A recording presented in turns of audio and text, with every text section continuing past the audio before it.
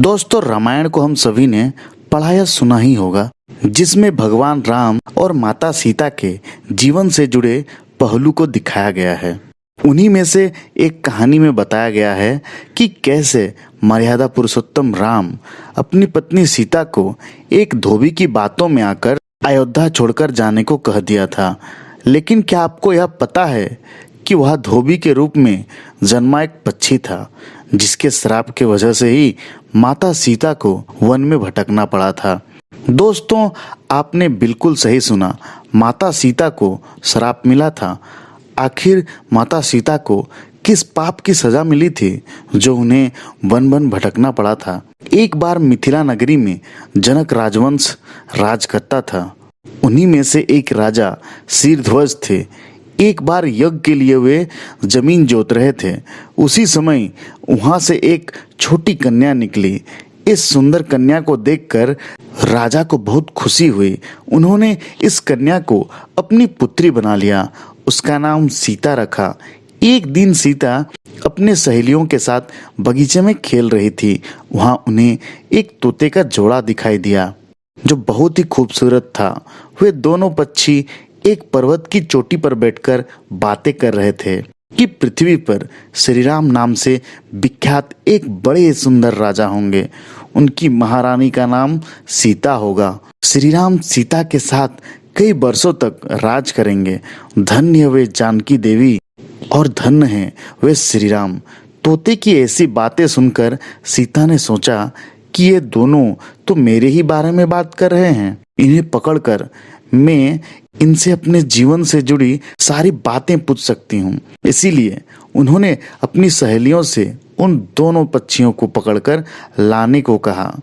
उनकी सहेलियां उस पर्वत पर गई और दोनों पक्षियों को पकड़ कर ले आई।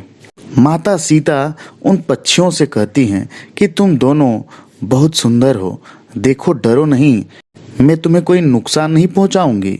तुम बस मुझे ये बताओ कि तुम कौन हो और कहां से आए हो।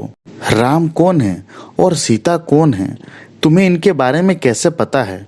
माता सीता के पूछने पर दोनों पक्षी बताते हैं कि एक बहुत विख्यात महर्षि वाल्मीकि है।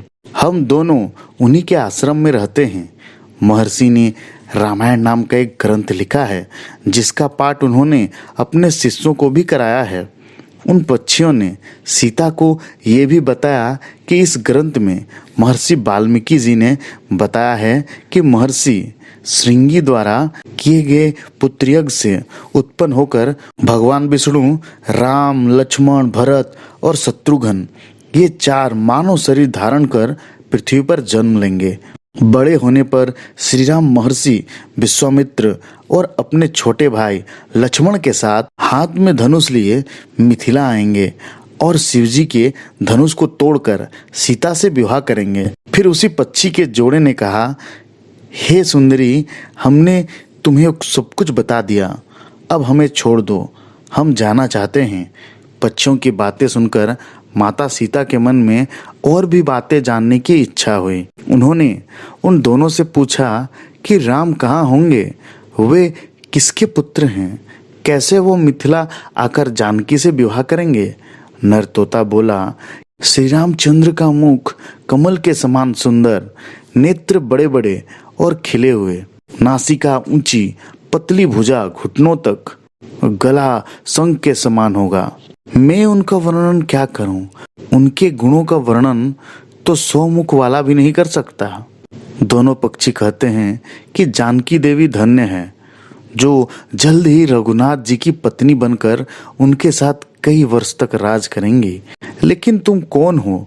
पक्षियों की बातें सुनकर सीता ने कहा, जिसे तुम लोग जानकी कह रहे हो वो मैं ही हूँ। माता सीता उन्हें कहती है, मैं तुम दोनों को तभी छोड़ूंगी जब श्री राम यहाँ आकर मुझसे विवाह करेंगे। तब तक तुम दोनों आराम से मेरे घर में रह सकते हो। यह सुनकर मादा तोता जानकी से कहती है कि हम वन के पक्षी हैं, हमें घर में सुख नहीं मिलेगा। मैं गर्भवती हूँ, मुझे जाने दो, मैं अपने स्थान पर जाकर बच्चे को जन्म दूंगी। आप चाहे तो उसके बाद फिर से यहाँ आ जाऊंगी। उसके कहने पर भी सीता जी ने उसे नहीं छोड़ा। तब उसके पति यानी नर तोते ने कहा, सीता मेरी पत्नी को छोड़ दो, वो गर्भवती है। जब ये बच्चों को जन्म देगी तब उसे लेकर मैं फिर तुम्हारे पास आ जाऊंगा।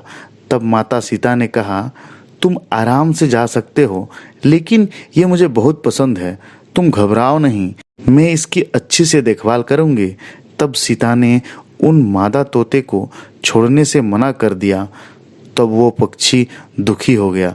पक्षी दोबारा सीता जी से निवेदन करता है कि मैं अपनी पत्नी के बिना जिंदा नहीं रह सकता, इसीलिए इसे छोड़ दो। माता सीता तुम बहुत अच्छी हो, मेरी प्रार्थना मान लो। इस तरह उसने बहुत समझाया, लेकिन सीता ने उसकी पत्नी को नहीं छोड़ा। तब मादा पक्षी ने क्रोध में सीता को श्राप दिया कि जिस प्रकार तुम मुझे इस समय अपने पति से अलग कर रही हो, वैसे ही तुझे भी स्वयं गर्भवती की अवस्था में श्री राम से अलग होना पड़ेगा। कुछ दिन बाद पति से बिछड़ने के दुख से मादा पक्षी के प्राण निकल गए। पत्नी की मौत हो जाने पर नर पक्षी भी दुखी हो गया। फिर वह सीता जी से बोला कि मैं मनुष्यों से भरी श्री राम की नगरी अयोध्या में जन्म लूंगा, मेरे ही कारण तुम्हें पति से वियोग का दुख उठाना पड़ेगा। ये कहकर वो वहां से उड़ गया। कुछ साल बाद उसका जन्म अयोध्या में धोबी के घर हुआ। उस धोबी के कारण ही सीता जी का अपमान हुआ। उन्हें अपने पति श्री राम से अलग होना पड़ा। उस तोते का श्राप ही सीता जी के पति श्री राम से बिछड़ने का कारण बना। इसीलिए जब माता सीता गर्भवती थी तो उन्हें भी पति से दूर वन में रहना पड़ता है। आपने अक्सर लोगों को कहते सुना होगा, हमें हमारे कर्मों का फल हमें यही मिलता है। इस कहानी से यह सिद्ध भी हो जाती है, कर्म के फल से कोई भी नहीं बच पाता, चाहे वो भगवान ही क्यों ना हो। तो दोस्तों, यह कथा आपको अगर पसंद आई हो तो प्लीज एक प्यारा सा कमेंट कर देना। क्या पता आपका यह कमेंट किसी के जीवन बदल दे। धन्यवाद।